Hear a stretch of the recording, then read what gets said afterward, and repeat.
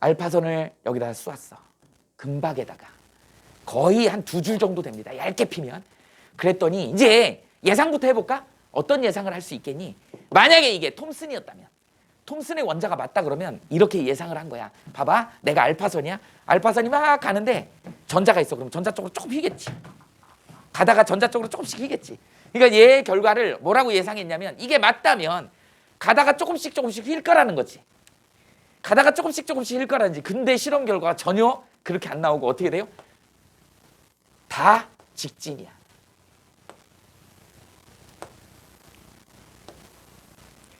다 직진이야. 대부분 직진하더라. 거의 대부분 통과해버리더라. 이미 우리는 원자의 구조를 알고 있죠. 여기 옆에 있는 잠실 주경기장만 하다 그래봐. 원자가. 거기 안에 뭐가 들어있다고 그랬어? 원자핵이 오렌지 씨앗이라 그랬지. 그러니까 그 중간에는 다 비어있어. 텅텅 비어있어. 그러니까 이런 결과가 나오는 거야. 이 구조가 아니라는 걸 밝혀낸 거죠. 그래서 결과가 어떻게 된다? 첫 번째, 거의 대부분 통과죠.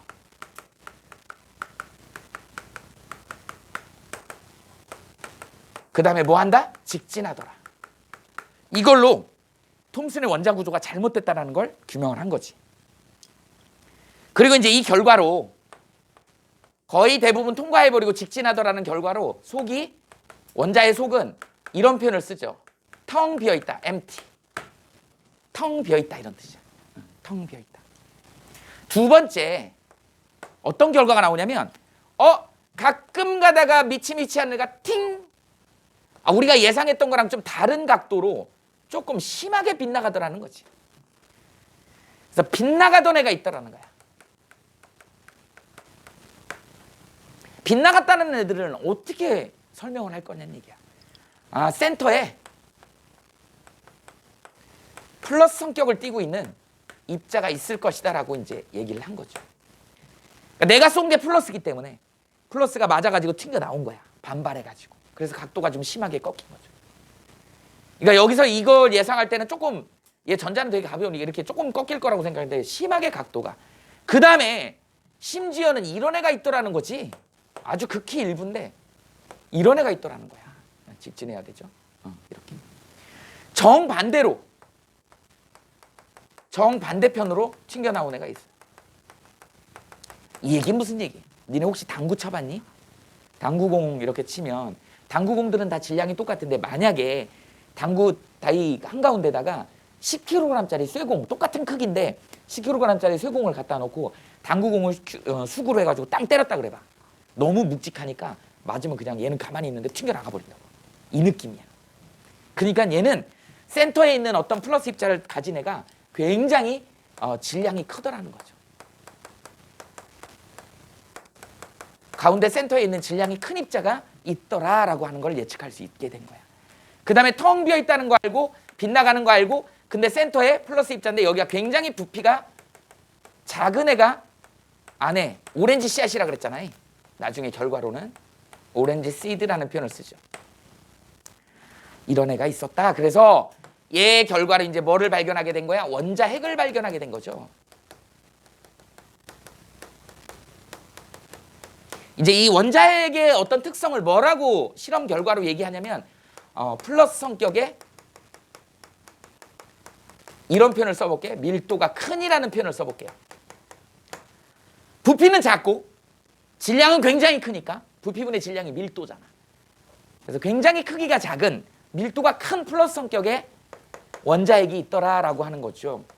이렇게 해서 러더퍼드가 원자 구조를 규명하면서 이제 얘가 무슨 모델을 제안할까요? 안에 핵이 들어있어요. 그 바깥에 전자가 빙글빙글 돌더라. 우리 이제 원운동 또는 궤도를 돌고 있다. 궤도운동. 마치 뭐라 그랬어? 태양 주위를 돌고 있는 지구처럼 행성 궤도의 원리, 궤도 법칙, 케플러의 법칙 알죠? 그런 것처럼 얘가 빙글빙글 원운동을 한다 이런 표현을 쓴 거야. 한 자리를 계속 빙글빙글 돈다 이렇게 얘기를 했습니다. 이게 러더퍼드의 원자 모형이다.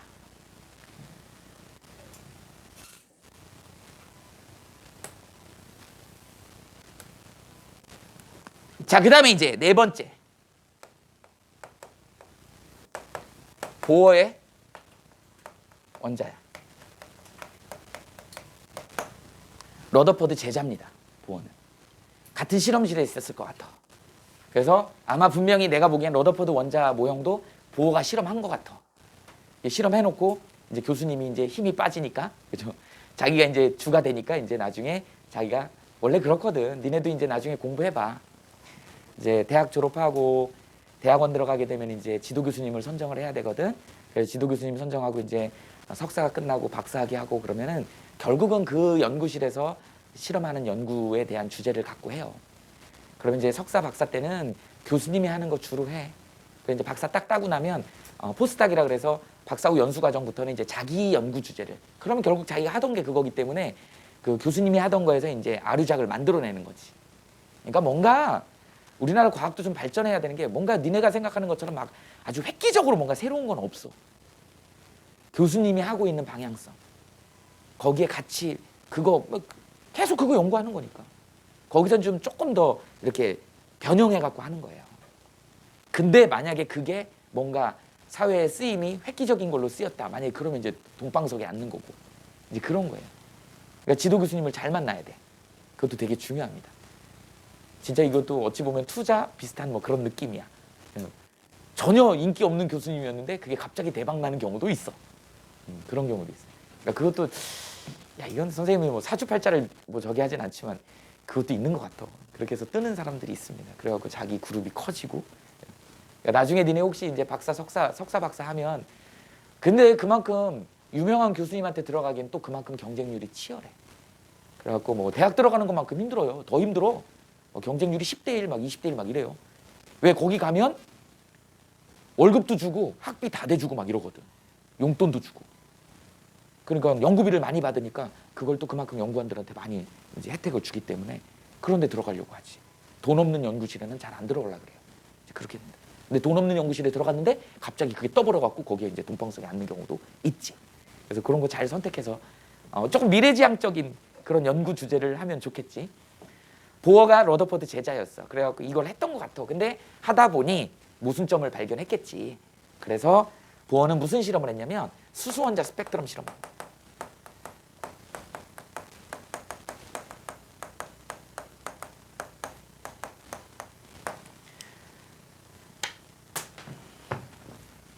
수소원자 스펙트럼 실험이야. 우리 이제 니네 1학년 때 가면 통합과학에서 스펙트럼에 대한 걸 배우는데 거기서도 이제 얘기를 할 건데 수소원자 스펙트럼은 어떻게 하는 거냐면 이런 형광등 같은 데다가 그런 관에다가 수소기체를 넣고요. 수소원자를 집어넣고 거기다가 이제 어떻게 강한 뭐 아크 방전 또는 전기 방전을 강하게 주는 거야. 그럼 얘네들이 에너지를 받아가지고 들떠요. 들떠서 다시 자기 자리로 내려오면서 그 차이만큼의 빛을 방출하는 거야. 이렇게 되는 거야. 근데 그걸 찍어보니까 스펙트럼으로 찍어보니까 결과가 어떻게 나오냐면 이렇게 빨주노초 파남보 색깔이 좀 한정적이어서 선생님이 이렇게 써볼게. 이렇게 빨주노초 파남보에 선 스펙트럼이 나오더라는 거야.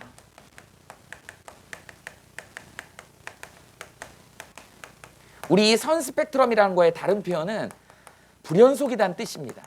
불연속의 조금 유식한 표현은 우리가 양자화되어 있다 이런 표현을 쓰는 거죠. 양자화.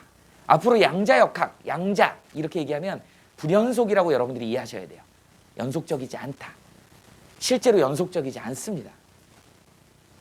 니네 이제 인생을 살아봐. 인생살이가 연속적인 거지. 니네 이미 경험했을걸? 죽으라고 열심히 공부해. 오늘부터 나는 공부해야지. 그래서 일주일 동안 밤새서 공부했어. 성적이 오를까? 쉽지 않습니다. 좀 나아질 수 있지만 쉽지 않아요. 그게 쌓이고 쌓여야 되는 거야. 조금 하면 성적이 이런 식으로 올라갈 것 같지. 이거 우리가 이제 아날로그하다 이런 표현을 쓰거든. 연속적으로 이렇게 올라갈지 절대 이렇지 않습니다. 어떻게 돼? 계단식으로 올라. 이게 양자역학이야. 양자화야. 니네는 여기서 이거 하는 거를 성적 올랐다 떨어졌다 하는데 이게 아니라고. 니네 이제 고등학교 올라가면 선생님 얘기 꼭 기억하세요.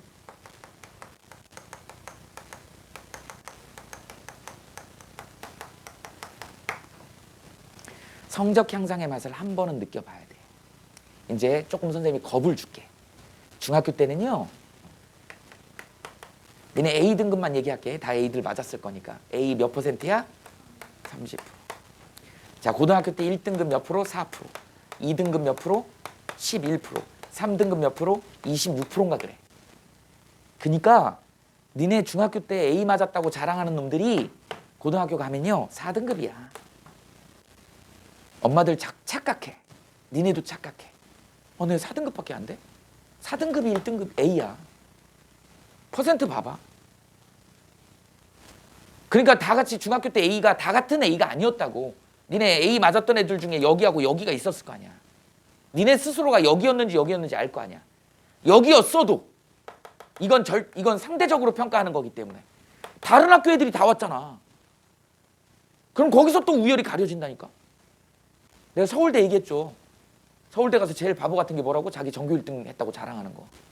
가서 보면 다 전교 1등 했어. 근데 거기서 시험 봐보면 또 우열이 가려져. 니네 지금 이거 생각 잘해야 돼. 그래서 첫 시험이 되게 중요해요. 첫 시험을 휘어잡아야 돼. 그 분위기를 그렇게 만들어봐. 쟤 공부 잘하는 애구나. 그러면 스스로도 나 이 정도 자신감이 생겨요. 근데 첫 시험을 잘못 봐버리면 그렇다고 첫 시험 봤다고 낙담할 건 아니고 못 봤다 그래서 끌어올리면 되니까. 못 봤으면 끌어올리면 되고. 그러니까 중학교 때 99점, 98점 맞았던 애도 고등학교 때 90점 넘기는 게 핵심이야. 평균 90점 넘기기가 쉽지가 않습니다. 제일 위험한 게 누군지 알아? 89점 맞았던 애들 있지. 중학교 때. 91점 맞았던 애들 있지. 이런 애들 자칫 잘못하면 60점 맞습니다. 1학년 때는 그렇게 어렵지 않거든. 이제 2학년 때는 더 어려워져. 2학년 때는 평균이 40점, 50점이야. 그럴 때는 8, 90점 맞아야지 1등급이 나오는 거. 이런 거예요. 생각보다 문제가 어려워요. 이렇다. 그런데 문제는 뭐냐면 어쨌든 중학교 때보다는 중학교 때보다 성적이 더 나오잖아? 그럼 성공한 거야. 중학교 때 성적보다 절대적으로 많이 나오면 그건 고등학교 때 성공한 거야. 갑자기 그렇게 두각을 나타내는 애들이 있어요. 그러면 니네들 뭐라 그래? 나 중학교 때 나보다 못했는데. 근데 그런 애들이 서울대 가더라고. 갑자기 탁 튀는 애들이 있어. 근데 이제 가장 경우의 수가 많은 게 중학교 때 그런 대로 했어. 근데 공부 방식을 중학교 때로 하다 보니까 고등학교 때 가고 허걱하고 어려움이 느껴지는 거야. 그래서 성적이 딱 떨어지면 낙담을 해요. 근데 다 일반적으로 그래. 인정을 해. 노력하면 되는 거야. 그래서 요거 한 단계를 올리는 걸로. 이거 한 단계. 전체적으로 보면 1학년 때 이렇습니다. 2학년 때 많이 떨어져요, 성적이. 3학년 때 이걸 조금 올려서 이렇게 됩니다. 대부분 성적 분포가 이렇습니다.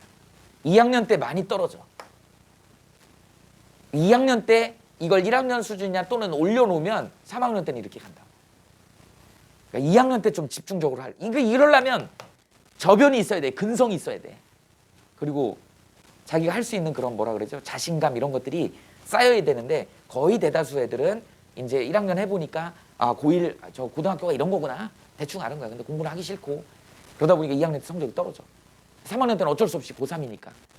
내가 제일 싫어하는 거 있잖아요. 고3 코스프레 하는 거. 나 고3이고 나 고3병 걸렸어. 막 이런. 선생님이 수업 시간에 매번 고3들한테 고3 코스프레 하지 말라 그러거든. 근데 고3도 아니여. 너 옆에 재수생들 봐봐. 아침 6시부터 해. 근데 이렇게 해갖고는 안 돼. 맨날 이런 얘기 하거든. 근데 얼마 전에 재수생 2명이 찾아왔어요. 시험 잘 봤다고. 나랑 밥 먹으면서 내가 그런 얘기. 선생님이 얘기한 게 뼈저리게 느껴진대. 자기가 고3 때는 현역 때는 고3 코스프레 했던 것 같아. 공부한 것도 아니래. 재수해보니까 알겠대. 근데 그렇게 해서 걔는 성공한 거야. 근데 재수생들 8, 90%다 전에보다 더 성적이 안 나와요. 재수 쉽지 않아. 그런 거라고. 옆에 재수생이 그렇게 열심히 공부하고 있는데. 근데 현역들 고딩들은 그렇게 공부 안 하는 거죠. 그러니까 1학년 때부터 고3이라고 생각하고 고3 때 재수생하고 경쟁한다 생각하는 마음으로 고2 때까지 고3 준비를 다 해버려야 돼. 그리고 고3 때는 그냥 재수생하고 똑같이 수능 준비 연습하고 이렇게 해야 됩니다. 그게 이제 니네들이 이걸 느낄 수 있는 거야. 그래서 퉁퉁퉁퉁 튀게 됩니다. 어른들도 마찬가지예요. 어른들도 마찬가지. 삶이 그렇더라고요. 이 세계를 여기서는 이해를 못해요. 근데 어느 순간에 한번 탕 치면 이 세계를 이해하게 돼. 그러면 이제 이걸 알잖아. 이 비밀을 알잖아요. 이 시크릿을 알면 계속 올라갈. 이 시간이 이제 짧아지는 거야. 그러니까 니네가 어떤 과목이든 고등학교 올라가서 아 고등학교 공부 어렵구나. 그런데 내가 노력해갖고 해보니까 되더라. 근데 노력의 방식이 중학교 때 공부 방식은 절대 안 돼요. 니네를 좀 갈아엎어야 돼. 갈아엎어야 돼. 내가 그래서 비근한 예로 많이 드는 얘가 그 얘기 많이 하잖아. 니네 중학교 때는 이거 공부했다니까? 상향식 공부했다니까? 밑에서부터 차곡차곡 채워나갔다니까? 그러면 학교 시험 볼 수 있다고. 근데 이게 산이 되게 조그만 산이야. 중학교 때 사는. 고등학교 때 사는 이만해. 완자 사가지고 기본 개념 알고 괄호 넣기 빵꾸 뚫어놓고 하고 내신 기본 문제 풀고 가다가 수능 문제는 이거야. 한 달에 한 번씩 수능을 봐. 주잖아? 이 갭이 너무 큰 거야. 니네는 바로 뭐라 그러냐면 개념이 부족하대. 문제를 못 푸는 걸 개념이 부족하대. 니네 개념이 안 된 게 아니야. 이 문제를 풀 수 있는 경험의 부족인 거야. 근데 거의 대다수가 이 갭을 줄이려고 안 하고 다시 개념으로 돌아가. 왜? 실제로 개념도 뻥뻥 뚫려 있거든. 이게 탄탄하면 머리 좀 괜찮은 애들은 이거 극복할 수 있거든. 시간이 좀 걸려서 그렇지. 근데 거의 대다수 사람은 망각의 동물이잖아. 에빙하우스의 망각 곡선 있잖아요. 하루만 지나도 7, 80%가 날아간다고. 그러니까 당연히 이 어려운 문제를 만나면 개념이 부족하다고 생각해. 또 똑같은 짓을 하고 있는 거야. 절대 이 갭이 안 메꿔져. 성적이 안 나와. 안 나온다. 그러니까 애초부터 니네 접근 방식을 이렇게 가자는 얘기야. 그래서 아예 어려운 문제를 풀자는 거지. 어려운 문제를 풀면서 내려가면 되게 신기한 게 이걸 하면서 내려오잖아. 이거 채워진다. 이렇게 가야 돼. 그 분량이 많은 거를 언제 니네가 무슨 천재야? 백과사전이야? 그 밑에서부터 다 알아갖고 가려고 그래. 아니야. 수능에서 다뤄지는 건 딱딱딱 정해져 있어. 그거만 해도 중학교 때는 하나라도 더 하려고 그러잖아. 빽빽하게 채우려고. 근데 고등학교 때는 분량 자체가 많기 때문에 그걸 다 채울 수는 없다고. 물론 다 채우면 좋겠지. 알면 좋죠. 근데 니네 애가 국어만 하냐고 수학만 하냐고 다 해야 되는데. 그러니까 핵심적인 거 골라갖고 퉁퉁퉁퉁퉁퉁 징검다리처럼 해놓고 그 사이 메꾸는 건 니네들이 혼자 자기주도 학습으로 메꾸는 거야. 그러면 성적 오르게 돼 있어요. 선이 좀 굵었으면 좋겠어. 근데 이제 여기 완벽주의자들도 아니면서 완벽주의자 행세하는 사람들이 있어. 어떻게든 그거 메꾸려고. 왜 그런 불필요한 일을 하냐고.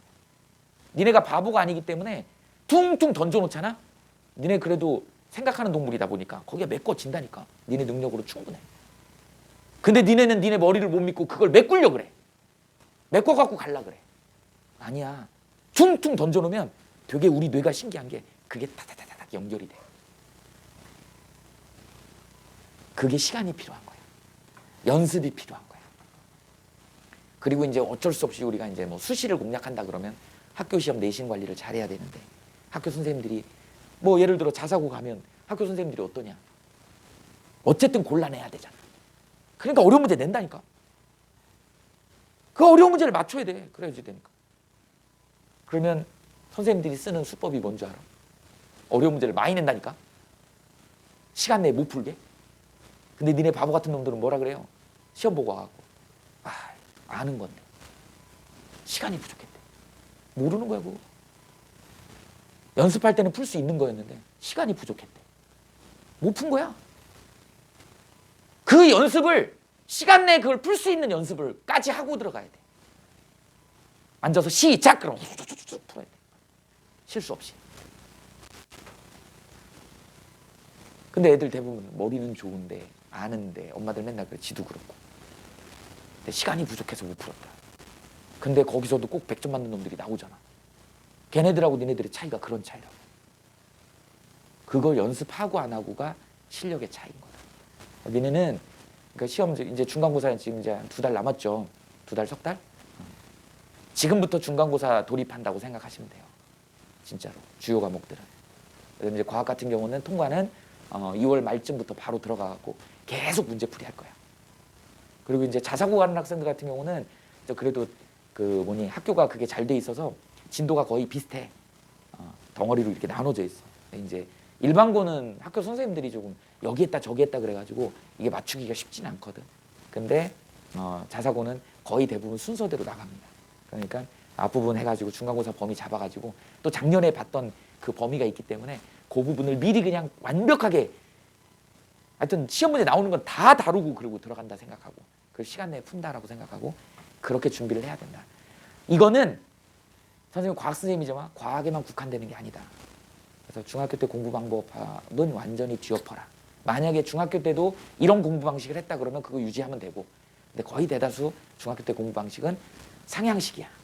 밑에서부터 차곡차곡 채워갔어. 적은 양은 이게 효율적이에요. 근데 고등학교 너무 많기 때문에, 그리고 난이도가 높기 때문에, 그래서 여러분들은 높은 난이도를 먼저 경험을 해봐라 라고 하는 것이죠. 그래서 선생님이 문화집중반 하면서도 이제 한 바퀴는 돌려야지 이제 그런 작업을 하는데, 내가 일부러 수능 문제를 줄 거야. 그래서 그것도 같이 풀어보고, 그래서 감을 좀 잡아야 돼요. 아, 이런 정도 수준까지 문제가 나오는구나 라는 걸. 됐죠? 그래서 여기는 지우자. 그래서 성적 향상의 맛을 한번 느껴봐야 된다. 고등학교 3년 동안 성적 향상을 한 번도 못하고 하면 되게 불행한 사람이야. 고등학교 때 공부하면서 3년 동안 공부하면서 내가 이렇게 성적을 올렸어라고 하는 거에 대한, 이제 그게 자소서에도 들어가는 거야. 그게 스토리텔링이 되는 거고. 그리고 내가 무슨 과를 가고 싶다 그러면, 뭐 예를 들어서 과학이니까 기계공학과를 가고 싶다. 그래서 내가 물리학 1하고 물리학 2를 선택해가지고 그걸 성적이 잘 나왔다. 나는 그쪽에 관심이 많다. 나 여기 뽑아줘라. 이렇게 되는 거죠. 그런 흐름으로 자소서도 쓰고 서류를 만드는 거죠. 이게 스토리가 있어야 되는 거지. 그런 내용이야. 어쨌든 자, 그래갖고 수소원자 스펙트럼을 했더니 이렇게 선 스펙트럼이 나오더라는 것이죠. 선 스펙트럼. 그런데 이거를 가정하고 실험을 했겠지. 우리 교수님 원자 모형이 맞다고 생각하고 실험을 했겠지. 근데 우리 교수님의 원자 모형이 문제가 있더라는 거야. 뭐라 그랬냐면 원운동이라 그랬어. 우리 물리학 원 처음에 할 때 방향이 바뀌고 속도가 바뀌는 운동의 대표적인 애가 원운동이지. 진자운동, 그죠? 그 바이킹, 그것도 속력이 바뀌고 방향도 바뀌고, 원운동도 마찬가지지. 원운동의 핵심적인 힘이 뭐죠? 원의 중심에 구심력이지. 구심력이지. 얘도 구심력이 있는 거야. 원운동을 했다는 얘기는 구심력. 근데 구심력의 핵심이 누구죠? 아니야. 구심력의 여기서 핵심이 정전기적 인력이야. 왜? 핵이 플러스고 전자가 마이너스니까 너 어디 도망가면 안 돼 그러면서 끌어당기니까. 끌어당기다 보니까 이게 당기면서 돌아버리는 거야. 돌아버려. 이제 물론 원심력은 그거의 관성력으로 밖으로 튕겨나가려고 하는 힘이고, 그러다 보니까 안에 핵이 들어있고 바깥에 전자가 서로 끌어당기는 인력이 있더라는 거지. 이렇게 원의 중심으로. 그래서 이거의 원동력을 이렇게 쓴다 그랬잖아. K의 R의 제곱에 Q1, Q2. 이게 뭐예요? 정전기적 인력이라고. 쿨롱 폴스라고 얘기하죠. 쿨롱의 힘. 그러면 니네 알겠지만 이렇게 해서 만약에 원운동을 한다 그래봐. 그럼 생각해 보세요. 원운동 이런 거잖아. 이렇게. 원운동이잖아요. 원운동이죠. 이 바깥에 돌고 있는 애가 전자야. 여기가 원자 핵이야. 끌어당기다 보니까. 근데 이렇게 돌고 있는데 계속 끌어당기니까 어떤 일이 벌어져? 끌려 들어오겠지. 자, 이론적으로 이게 끌려 들어와야 돼. 빙글. 언젠가는 돌다가 붙어버릴 거야. 그런데 자연계에 있는 원자들을 아무리 눈 씻고 봐도 핵의 전자가 딱 붙어있는 놈이 없어. 이 원리라면, 원운동을 한다면 이게 돌다 붙어야 돼.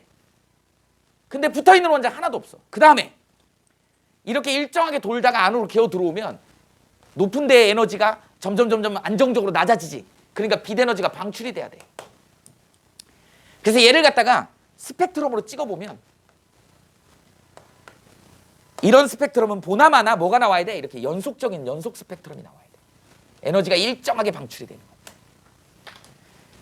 이론적으로는 연속이 나와야 된다는 얘기지. 근데 삑 이게 나오더라는 거죠. 한 500번 실험했어. 그랬더니 계속 선이 나와.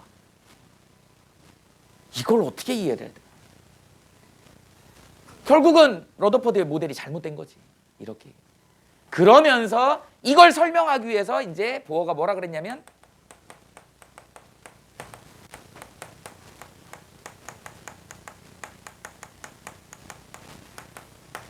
준이란 말이 니네들한테는 되게 어렵죠. 게임할 때 레벨, 그런 의미야. 레벨, 단계. 특정한 에너지 준위가 있더라는 거지. 다 전자들이 있는 자리가 다 에너지 준위가 다르게 있더라는 거야. 선생님은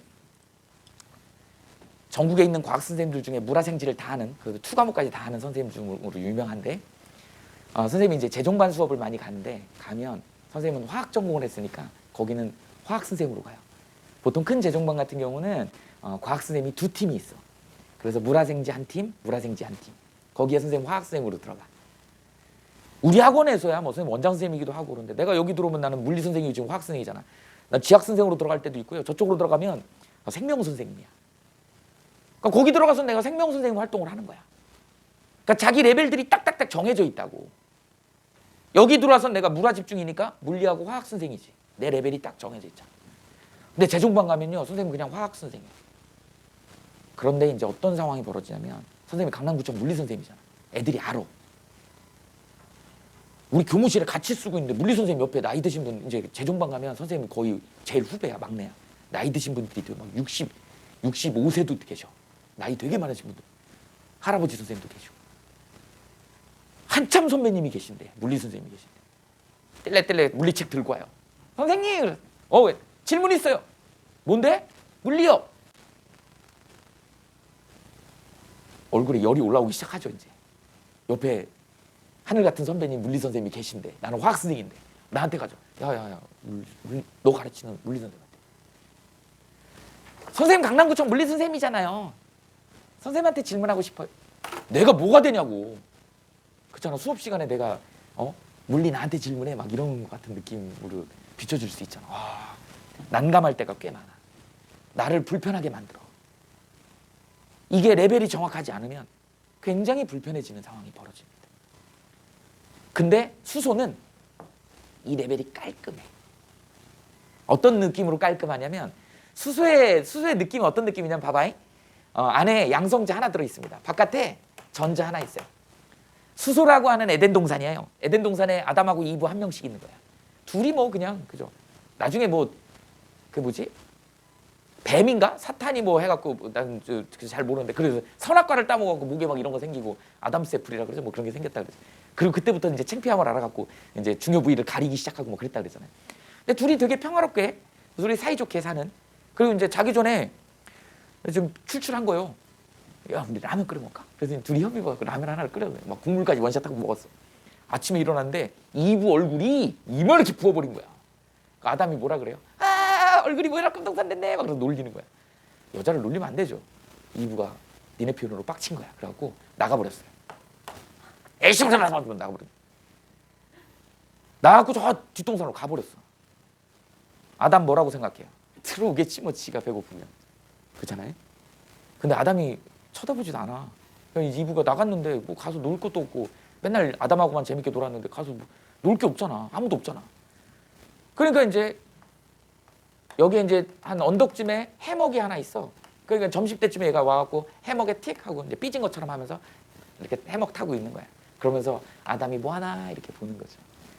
근데 저녁 때가 됐는데 쳐다보지도 않아. 어떻게? 아담이 항상 먹을 거를 책임졌거든. 근데 보니까 막 바닷가에서 먹을 거 막 고기 같은 거 많이 잡아온 거야. 어떻게 해? 고기 굽고 막 냄새를 풍겨. 전어를 풍기죠. 전어를 구워. 그러면 집 나간 며느리도 들어온다며. 그죠? 그래서 얘가 다시 원래 자리로 돌아옵니다. 그러니까 바깥에 나갔을 때 에너지가 붕 들떠 있다가 일로 다시 안정적으로 돌아오니까 이 갭만큼이 밖으로 에너지로 방출이 되는 거죠. 그러니까 아까 여기 갔다가 여기로 들어오는 거야, 여기 갔다가 일로 들어오는 거랑 여기 갔다가 일로 들어오는 거야, 이다 에너지가 다 조금씩 차이가 있잖아. 이게 선 스펙트럼으로 딱딱딱 나오는 거야. 이 중간 빈 공간들은 없는 거예요. 이게 불연속이야. 그러니까 얘가 있어야 될 에너지 준위가 해먹 있는 위치도 있고 뒷동산도 있고 이렇게 다 있더라는 거지. 근데 그 에너지 준위가 딱딱딱딱 정해져 있어. 우리 학원처럼 딱딱딱딱 정해져 있어. 내가 지구과학 시간에 가면 지구과학 선생님이 되는 거고, 물리 시간에 가면 물리 선생님이 되는 거고. 근데 재종반 가갖고 내가 화학을 하는데 물리 질문하러 오면 나 애매해지는 거죠. 에너지가 정확하지 않은 거지. 자, 그럼 이제 이게 양자역학적인 개념이야. 그래서 수소는 무조건 양자역학적으로 풀립니다. 왜? 둘 사이의 관계만 따지면 되는 거잖아. 그리고 식은 이거 하나 있잖아. 미지수 하나에 식 하나이기 때문에 이건 풀리는 거야. 자, 그러면 니네 잘 아는 원자번호 2번인 헬륨 한번 예를 들어볼까요? 헬륨 어떻게 생겼어? 우리 배웠잖아. 중성자가 2마리가 더 있지. 자, 어떻게 돼? 핵 안에 2번이니까 아담이 1번 아담, 2번 아담 2명이 있어요. 그 안에 홍석천 1번, 2번이 있어. 그 바깥에 2부 1번, 2부 2번이 있어. 야, 이제 무슨 뭐 이거 드라마가 아니지. 그 SBS 했던 짝 알아? 짝 고르는 그런 프로그램 있잖아요. 그거야. 남자 1호, 여자 1호 뭐 이런 거 있잖아요. 자, 아담 1호하고 아담 2호가 있고 2부 1호, 2부 2호가 있어. 홍석천 1호, 홍석천 2호가 있어요. 자, 이제 얘네들의 러브라인을 한번 따져봅시다. 자, 어떻게 되지? 남자 1호하고 여자 1호 좋아합니다. 끌어당겨. 남자 2호하고 여자 2호. 얘네가 이제 짝이라고 생각해봐. 이렇게. 그런데 남의 여자를 탐하면 안 되지만 2호가 1호한테 관심 있어요. 1호도 2호한테 관심 있지. 그런데 이 홍석천 1호가 남자 1, 2호한테 관심이 많아. 2호도 남자 1, 2호한테. 너네 홍석천 아저씨가 여자도 좋아한다며. 그래서 여기도 관심이 있어. 자기네들끼리 어떻게 돼요? 자기네들끼리도 관심은 있어. 그 다음에 남자들끼리는 서로 자기가 잘났다고 멱살 잡고 싸워요. 여자들끼리는 어떻게 돼? 머리끼댕이 잡고 싸우지. 반발하니까. 그냥 간단하게만 그냥 봐도 이 관계도가 너무 복잡하지. 미지수가 대충 따져도 10개가 넘어. 식은 하나밖에 없어. 무슨 방정식? 부정방정식. 안 풀려. 웃기는 거예요, 이게. 수소 하나밖에 안 풀려, 양자역학이. 그래서 양자역학이 조금 미완의 그런 가설이야. 양자 가설이라고 얘기하는. 근데 우리 인간들은 뭐 하고 있어요? 우라늄 92번을 갖고 핵폭탄을 만들고 핵분열을 하고 있는 거예요, 지금. 그래서 이번 정권에서 핵 발전 안 하겠다고 했는데 했잖아. 그 다음 정권에서도 핵은 어떻게 할 거냐, 이게 이슈가 되고 있는 게 후쿠시마 원전을 경험하고 핵이 위험하다는 걸 아는 거야. 왜 이론적인 정립이 안 돼 있어. 이게 멜다운 되면은 이게 감당이 안 되는 거예요. 지금도 멜다운 중이잖아. 그래서 감당이 안 되는 거죠. 이게 양자역학에 기반을 한 내용이다. 이렇게 알아두시면 됩니다. 이렇게 복잡해. 그러면 이제 봐봐.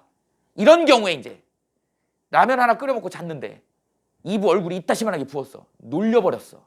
자, 2부가 뒤도 안 돌아보고 나가버렸네. 양상이 달라진 거야, 이제. 배가 고파서 돌아오려고 보니까 나갈 때는 화가 나서 나갔는데 나갔어.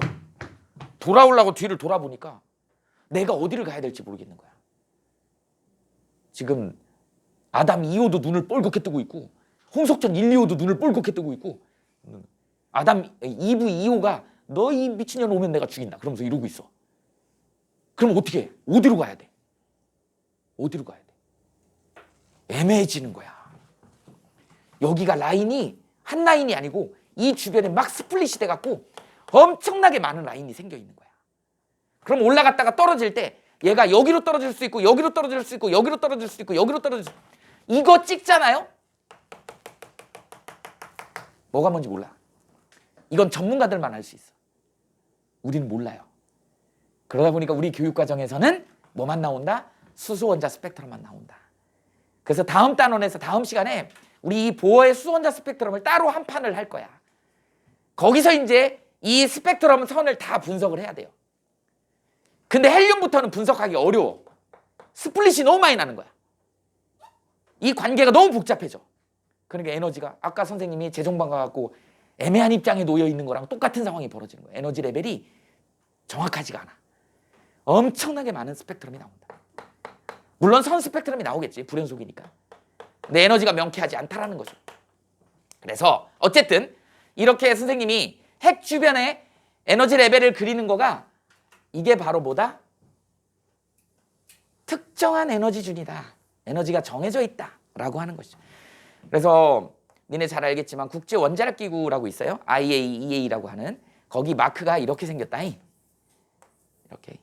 그래서 핵 주변에 특정한 에너지 준위를 3차원으로 그려서 모식화한 게 IAEA 마크예요. 이거를 선생님이 2차원으로 그리면 핵을 중심으로 해서 첫 번째 껍데기가 이렇게 좀 멀리 떨어져 있고요. 두 번째 껍데기가 이렇게 되어 있고 세 번째 껍데기가 이렇게 되어 있고 네 번째 껍데기가 위로 올라갈수록 점점 에너지 갭이 붙는 거야. 그래서 핵으로부터 멀어질수록 에너지 준위는 높아집니다. 에너지가 커지는 거야. 핵으로부터 멀어질수록, 그러니까 이게 중력하고 좀 비슷해. 지구 중심으로부터 멀어질수록 중력이 커지잖아요. 그런 거랑 똑같아. 에너지 준위가 높아져요. 에너지 준위가 높아진다. 그래서 이거 그림을 우리는 뭐라 그래야 돼? 에너지 모형이라고 얘기를 한다. 수소 원자의 에너지 모형이라는 표현을.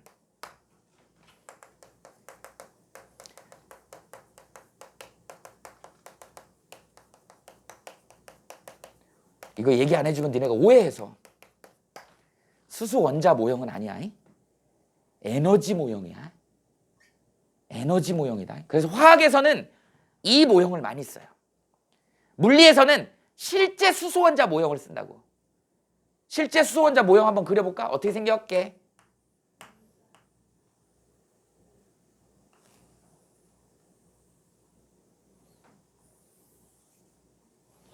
차이점이 보이냐? 이게 실제 모형이야. 에너지 모형이야. 뭔 차이야? 크기? 아닌데. 그래. 얘는 첫 번째 껍질이 간격이 큰데 첫 번째가 간격이 좁잖아. 이건 에너지야. 에너지야. 여기에 전자가 있을 때 가장 가까이 있으니까 첫 번째 껍데기가 에너지가 제일 큰 거야. 붙어있는 힘이 제일 센 거지. 그러니까 에너지가 큰 거야. 이런 개념이다. 생긴 모양은 이렇게 생겼는데 에너지로 나타내면 이렇게 된다는 얘기야. 첫 번째 있는 이불을 떼어내기가 쉽지 않잖아. 에너지가 많이 들어가야 되잖아. 그래서 첫 번째 껍데기를 올리려면 에너지가 많이 들어간다 이런 의미예요. 그럼 이제 밖으로 갈수록 너무 멀어지지. 너무 멀어지니까 이제 핵의 통제가 없으니까 되게 쉬운 거야. 그래서 에너지가 낮은 거야. 그러다 보니까 에너지가 따닥따닥 붙는 거예요. 이거 착각하면 안 됩니다. 근데 거의 대부분 이걸 설명 안 해주면 니네가 이게 원자의 모형인 줄 알아. 이거는 원자의 모형이 아니고 에너지 모형이야. 실제 모습하고는 다르다. 이렇게 이해하시면 됩니다. 근데 우리가 그냥 통상 그냥 이거 원자 모형으로 쓰긴 하죠.